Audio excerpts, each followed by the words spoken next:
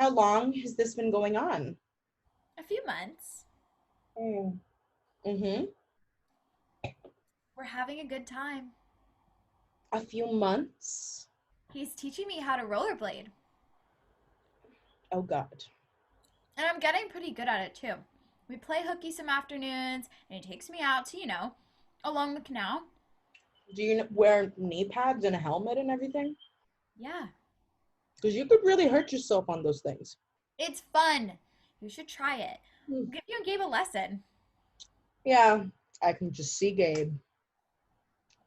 He's so full of life, David. He's open and optimistic. He's a playmate.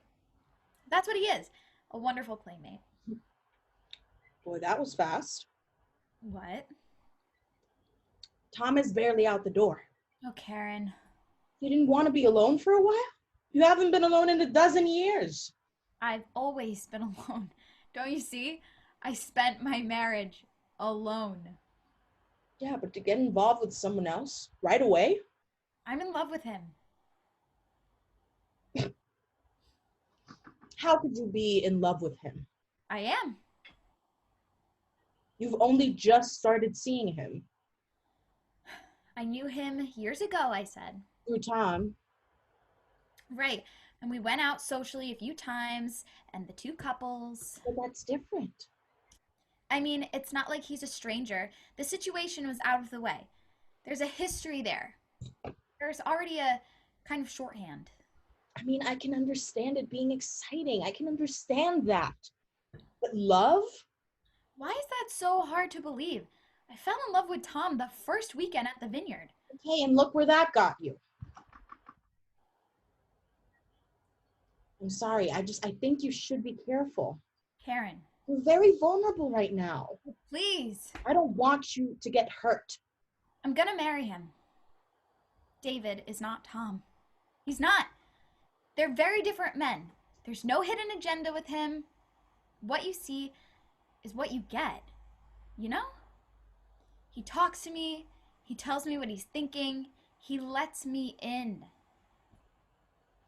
So much of my marriage to Tom was the dark little tango, this Adiago dance. I don't want that anymore. I want another shot at it with David. And David wants me. I wish you well. Thanks. He's great with the kids. You should see them. They're crazy about him, especially Sammy. He's all over him. Things were so gloomy after Tom left. You have no idea. You know. I never thought my kids would laugh again. I mean it. It was that grim. I'm sure. I know what I'm doing, Karen. This is the man I want to be with. I really believe that.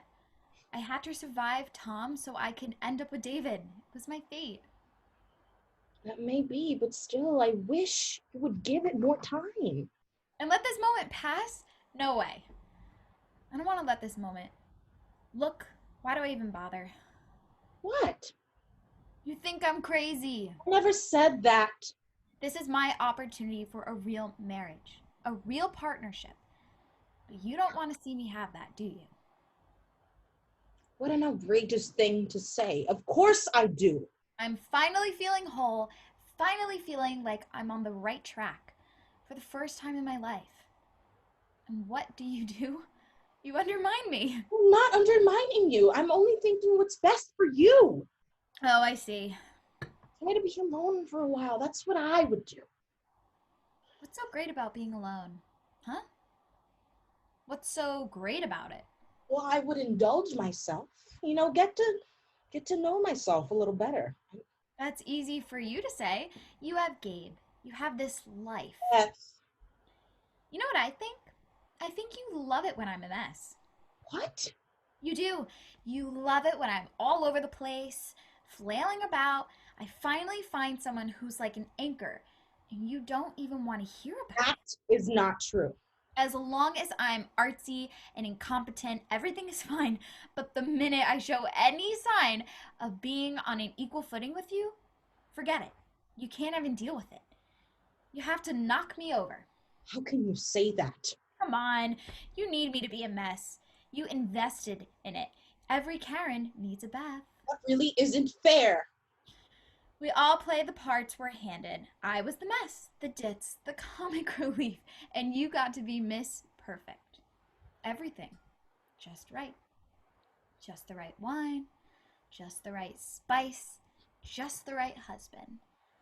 How was I supposed to compete with you? Nobody was asking you to compete with anything. You're right. There was no contest. I couldn't possibly reciprocate. The hostess gifts you would give me, I could never tell if you were being remedial or plain hostile. I had no idea you felt this way. We can't all be like you, Karen. God knows I've tried. No matter how much I stir, my soup still sticks to the pot. You know, we loved nothing more than having you in our home and cooking meals. We loved it too. You're my family. I know. I spent my first 20 years doing whatever the hell I could to get away from my family. And my second 20 years spending everything I could do to cobble together a family that I loved, a family of my own.